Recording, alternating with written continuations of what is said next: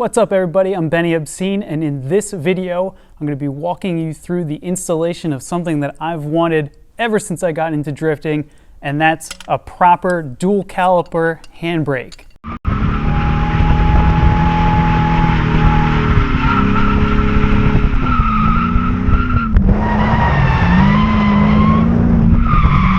All right, look, man, there's lots of ways you can do this, all right? Handbraking is the easiest, so the first thing I want you to do, I want you to rip that e-brake. And to perform this installation, you're going to need a couple key ingredients. One being the handbrake itself, a bracket for mounting it to the car, the brake calipers, the brackets to mount the brake calipers, shims for the rotor, the master cylinder, and the plumbing kit. Now there's a lot of different ways to go about piecing together a kit like this, and what I've done is I ordered the whole thing together straight from Villians. They put together the calipers that you need. They've designed their own handbrake, the bracket, the shims, everything. A lot of people run this kit. It works really well, and I'm just a fan of Villians in general. I also just like supporting small businesses here in the States. So here we are in the back of the car, and there's a couple key steps that you have to take before installing the kit. Number one, obviously, is removing the rear brake caliper, the brake disc, the hub, etc. The other really important steps to take care of before you start the installation is there's some lettering on the stamping here on the knuckle that you have to actually grind back with a flat disc. So you get this all nice and flat, and then this little piece of the knuckle as well, that kind of stamping or whatever you want to call it, you do have to trim this back a little bit with a flat disc too. What that'll do is it'll give you the necessary clearance on the knuckle so that you're able to fit the bracket in perfectly. And then just to make sure that I've cleared enough off of the knuckle, I've got the bracket kind of positioned into place. And all I got to do is take one of the calipers, holding this here, just do a quick little test fit, and I can see here that it mounts up perfectly, and that means that I've cleared enough metal off of the knuckle in order to have this fit pretty good. Now that that's taken care of, we can actually start the installation. First step is to get the mounting plate put into position, and then you reinstall the rear hub. It's 4 bolts. These are 72 foot-pounds each. Once you're done getting the hub on, do the hub nut. Don't forget the washer. This guy's 203 foot-pounds of torque.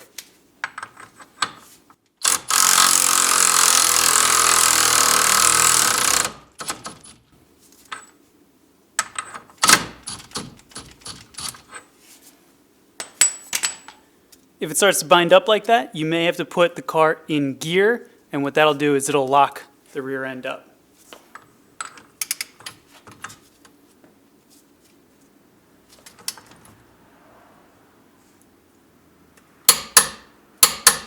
Before I go ahead and put the castle nut and the cotter pin and everything back in on this hub, I'm going to do a dry fit of the rotor and the caliper and everything, just to double check that everything's going on properly, and I can do this afterwards.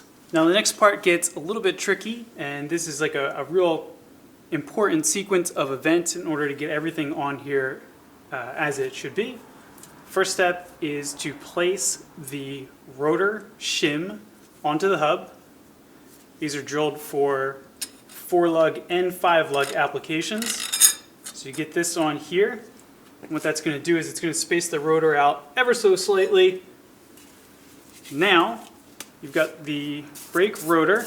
Mine is pretty gross. Place the e-brake, or place the handbrake caliper onto the rotor.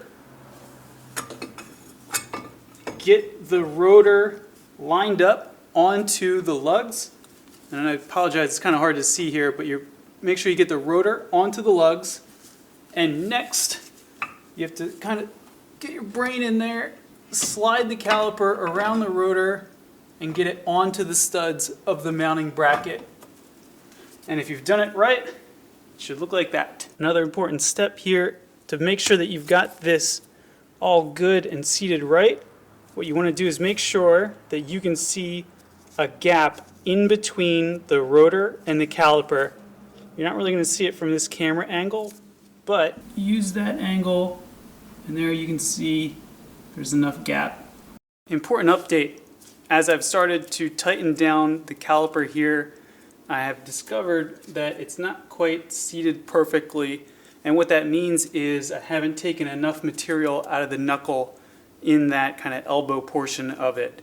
The caliper is getting jammed up, and what that's preventing is it's not able to sit on the mounting bracket perfectly. So unfortunately, this all has to come back off so that I can take more material out of the knuckle. Now that you have the handbrake caliper securely in place, it's time to get the factory rear brake caliper back in place. Now, since you added the bracket, it essentially pushes everything out exactly this much. So you need to use these two shims on the factory mounting point for the factory brake caliper to match the amount of distance that this has been pushed back.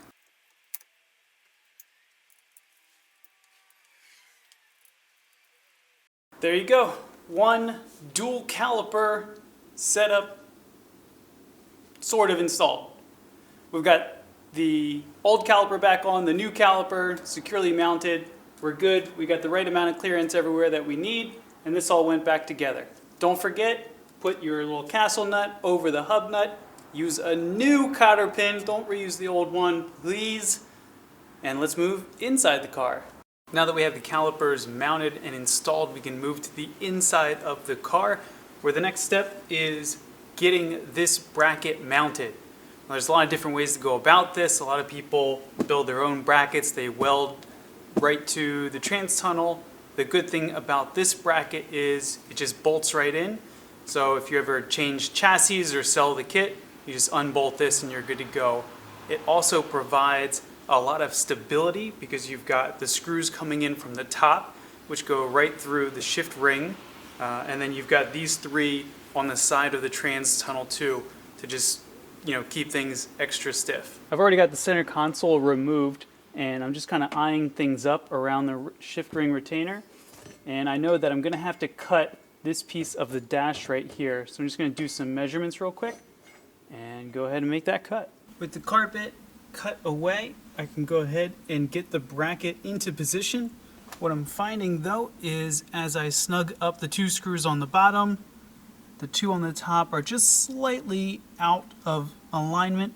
So I'm going to open that up a little bit to get the desired amount of clearance. The next part's kind of tricky depending on what kind of transmission you have, but you have to kind of wedge your fingers into the tunnel, or you even have to go underneath and push these two bolts through. You're supposed to use 3. I'm going to use 2. I think that's going to be plenty.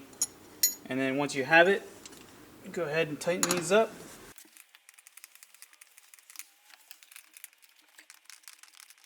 And then once you got this bolted in and tightened up, you can go ahead and test fit the handbrake.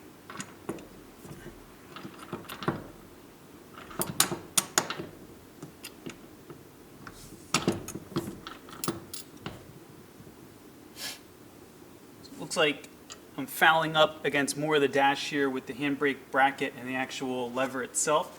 So I'm going to have to trim a little bit more of that out. Now I finally got everything trimmed and positioned in place for the handbrake. I went ahead and tightened up all the bolts so it's pretty secure in here. Certainly not going anywhere. This is very secure. I can go ahead, pull this all day long. Feels great.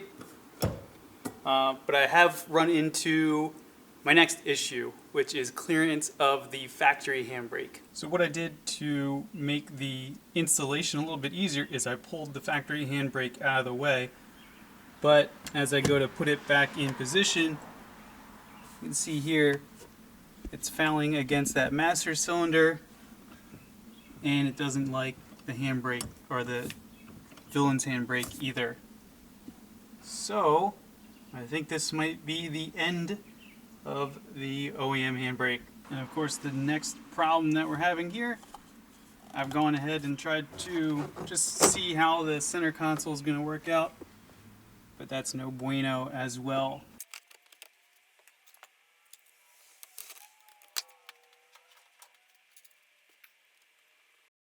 Now that everything's finally mounted in place and I've trimmed everything that I need to, the final step is going to be running the brake line plumbing. Alright, it's a new day and I've had to think about the banjo bolt and the fittings here in the master cylinder, and really what this kind of gold fitting's trying to do is Austin. it's got a tapered fitting to match with the tapered seal of the master cylinder.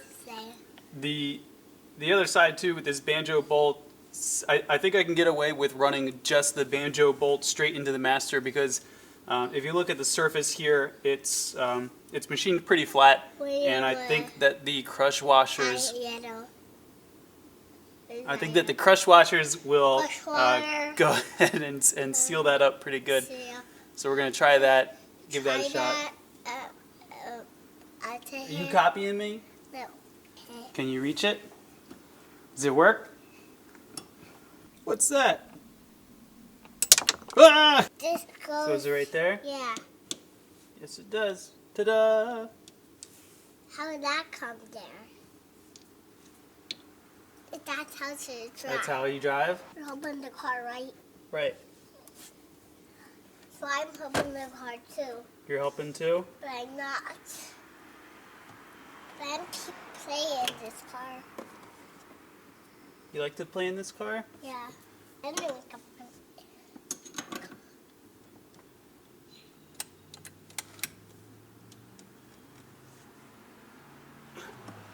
And then the last piece of the puzzle inside the car here, as you can see, we've got the brake line coming out the center console, wrapping back around where the seats used to be, and I've just tapped it in there with a P-clamp, and it's running to the exterior of the car, and I just kind of drilled a 3/4 inch hole for that to go through, put a little rubber grommet in, and then now we can move to the outside of the car. And here's the back of the car. You can see that's where the brake line comes out, loops around above the control arms, trying keeping that away from any moving parts.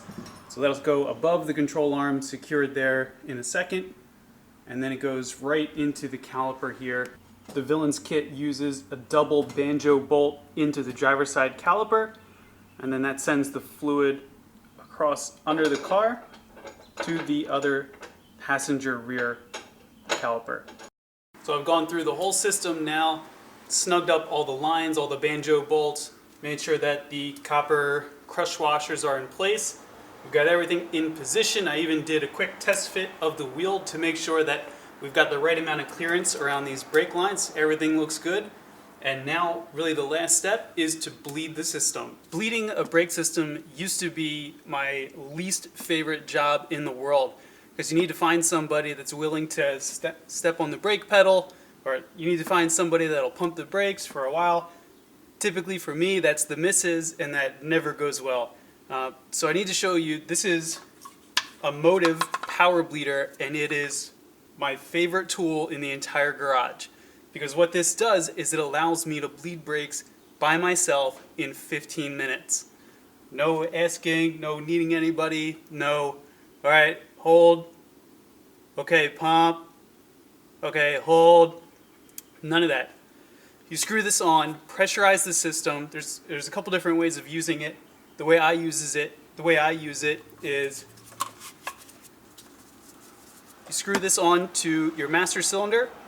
This works with any hydraulic system, clutch master, brake master, whatever you got. You screw this on to the master cylinder, pump this up to about 510 psi, and that pressurizes the whole system. Really the same thing that you're doing when you are either levering on this or pressing the brake pedal. But what that'll do, pressurizes the system, moves the fluid throughout the entire cylinder, through the lines, everything you need. So easy.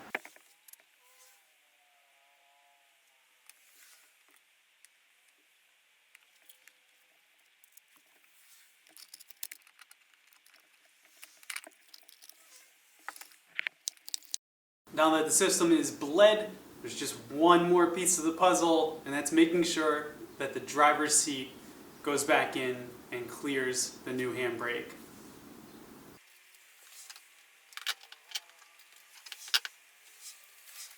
Voila, the seat fits, the handbrake brakes. See you next time.